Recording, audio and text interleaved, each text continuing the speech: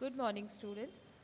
आज हम जिस टॉपिक की बात कर रहे हैं वो है डीम्ड प्रॉस्पेक्टस या गर्भित प्रविवरण। इसके पहले के क्लास में हमने देखा कि जब कंपनी को शेयर्स अलॉट करने होते हैं तो सबसे फर्स्ट में वो पब्लिक को इनवाइट करती है, जनता को आमंत्रित करती है कि वो उसके अंशों या ऋण पत्रों को खरीदे। Invites the public to buy the shares और द डिवेंचर्स, या हम कहते हैं टू सब्सक्राइब। तो ये जो आमंत्रण होता है, ये जो इनविटेशन होता है प्रतिभूतियों को सब्सक्राइब करने का, उसे हम कहते हैं प्रॉस्पेक्टस।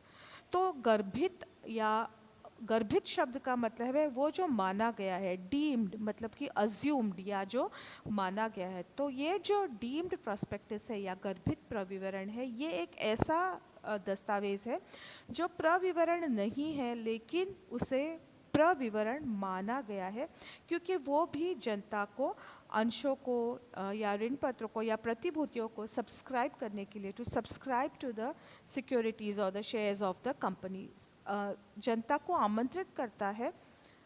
भले ही उसका फॉर्म प्रविवरण की तरह न हो, लेकिन क्योंकि वो काम वही करता है, it is assumed to be a prospectus. तो उसे हम कहते हैं डीम्ड प्रॉस्पेक्टस। तो कंपनीज एक्ट के सेक्शन 25 के अकॉर्डिंग टू सेक्शन 25, गर्भित प्रविवरण से आशय एक ऐसे प्रलेख से है जो वास्तव में प्रविवरण नहीं है, किंतु इस धारा में उल्लेखित परिस्थिति के अंतर्गत उसे प्रविवरण माना गया है। इस संबंध में धारा 25 सेक्शन 25 के प्रावधान लागू होते हैं। तो जब कोई कंपनी शेयर्स को डायरेक्टली पब्लिक को न ऑफर करते हुए किसी इंटरमीडियरी थ्रू जाती है, शेयर्स को इंटरमीडियरी के थ्रू पब्लिक को ऑफर करती है, तो उसे उस इंटरमीडियरी को, जो नॉर्मली हम उन्हें निर्गमन गृह या इशूइंग हाउसेस कहते हैं, तो जो ये जो इंटरमीडियरी होता है या ये जो निर्गमन गृह होता है, ये पब्लिक को ऑफर टू सेल करता है। It offers to sell the shares of the company to the public. तो ये जो विक्रय का प्रस्ताव ये निर्गमन गृह करता है अंशों को, उसे उस विक्रय के प्रस्ताव को वैध होने की भी दो शर्तें होती है जो हम आगे पढ़ेंगे। और ये जो निर्गमन गृह होते हैं या इशूइंग हाउसेस होते हैं, इनका जो पारिश्रमिक है, इनका रेम्यूनरेशन जो है, ये कमीशन के फॉर्म में नहीं होता है, बल्कि इन शेयर्स को आगे लोगों को बेचने से उन्हें जो फ़ायदा होता है, प्रॉफिट होता है, वो होगा इनका रेम्यूनरेशन या पारिश्रमिक। तो जब कंपनी पब्लिक को डायरेक्टली शेयर्स ऑफर न करते हुए किसी इंटरमीडियरी के थ्रू ऑफर करती है, उस समय जो डॉक्यूमेंट होता है, जो प्रॉस्पेक्टस जैसे ही जनता को अंशों को खरीदने के लिए आमंत्रित करता है, प्रॉस्पेक्टस के जैसे पब्लिक को इनवाइट करता है शेयर्स को परचेज करने के लिए या सब्सक्राइब करने के लिए, उस तरह के प्रलेख को, उस तरह के डॉक्यूमेंट को हम कहते हैं गर्भित प्रविवरण। अब और आगे यहाँ पे आपको दिख रहा है कि कभी कभी कंपनी अपने अंशों अथवा ऋण पत्रों को जनता को प्रत्यक्ष रूप से प्रस्तावित नहीं करती, अपितु किसी अन्य व्यक्ति अथवा संस्था को इस आशय से अपने अंशों या ऋण पत्रों को आवंटित कर देती है कि वह उन्हें जनता को बेचे। यह व्यक्ति अथवा संस्था प्रायः प्रतिभूतियों का विक्रय कार्य करते हैं, इसे निर्गमन गृह कहते हैं।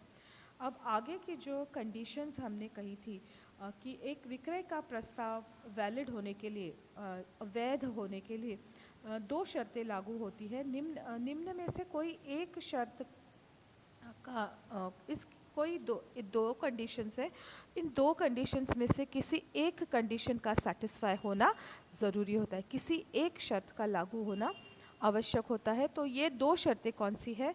फर्स्ट है कि निर्गमन गृह को अंशों के आवंटन के 6 महीने के भीतर जनता को विक्रय का प्रस्ताव करना चाहिए। यानी कि ये जो इशूइंग हाउसेस है, पहले ही हमने बात की थी कि कंपनी अपने शेयर्स इस इशूइंग हाउस को अलॉट करती है और आगे ये इशूइंग हाउस इन शेयर्स को पब्लिक को बेचता है।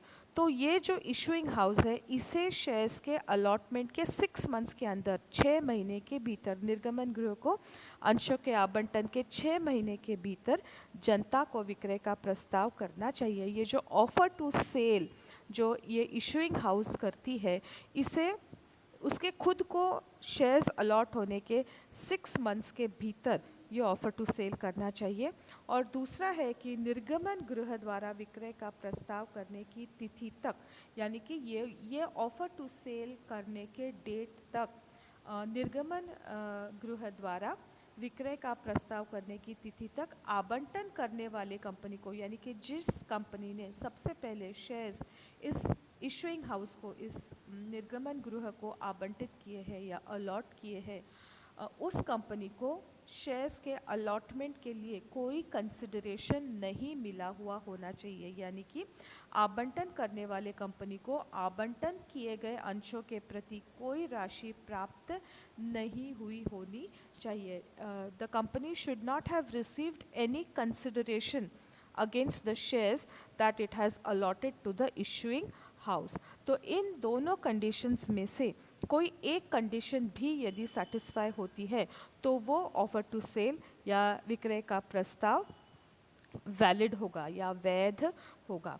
तो जब फिर से एक बार नटशेल में, जब कंपनी शेयर्स डायरेक्टली पब्लिक को ऑफर न करते हुए इंटरमीडियरी के थ्रू ऑफर करती है, जिसे हम इशूइंग हाउस या निर्गमन गृह कहते हैं, तो इस समय ये जो निर्गमन गृह है या इशूइंग हाउस है, ये जनता को आमंत्रित करता है कंपनी के शेयर्स खरीदने के लिए, जिसे हम कहते हैं विक्रय का प्रस्ताव या ऑफर टू सेल।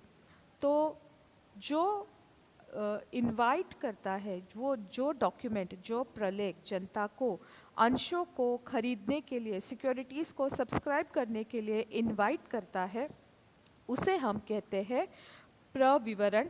और क्योंकि यहाँ पर ये offer to sell issuing house द्वारा किया जाता है, परंतु काम ये वही कर रहा है जनता को आमंत्रित करने का, पब्लिक को इनवाइट करने का, इसीलिए हम इसे कहते हैं गर्भित प्रविवरण या डीम्ड प्रोस्पेक्टस, जो वास्तव में प्रोस्पेक्टस न होते हुए भी प्रोस्पेक्टस का ही काम कर रहा है। डीम्ड या गर्भित प्रविवरण, डीम्ड प्रोस्पेक्टस या गर्भित प्रविवरण।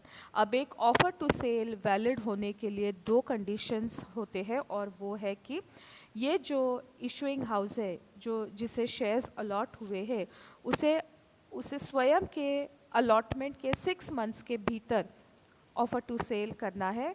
उसके स्वयं को अंश आवंटित होने के 6 महीने के भीतर उसे विक्रय का प्रस्ताव करना है, एक ये कंडीशन है। और अगर ये नहीं तो दूसरी कंडीशन सेटिस्फाई होनी चाहिए, और वो है कि निर्गमन गृह द्वारा विक्रय का प्रस्ताव करने की तिथि तक, यानी कि ऑफर टू सेल करने की डेट तक, वो कंपनी जिसने शेयर्स अलॉट किए हैं उसे इन शेयर्स के लिए किसी तरह का कोई कंसिडरेशन नहीं मिला है। तो निर्गमन गृह द्वारा विक्रय का प्रस्ताव करने की तिथि तक आवंटन करने वाले कंपनी को आवंटन के लिए जो शेयर्स उसने आवंटित किए हैं, आवंटित किए गए अंशों के प्रति कोई राशि प्राप्त नहीं हुई है। तो ये यहाँ पर ये हमारा गर्भित प्रविवरण टॉपिक ख़त्म होता है। उम्मीद करती हूँ कि आपको समझ में आया है, और इस वीडियो को एंड करती हूँ। Bye bye and have a great day.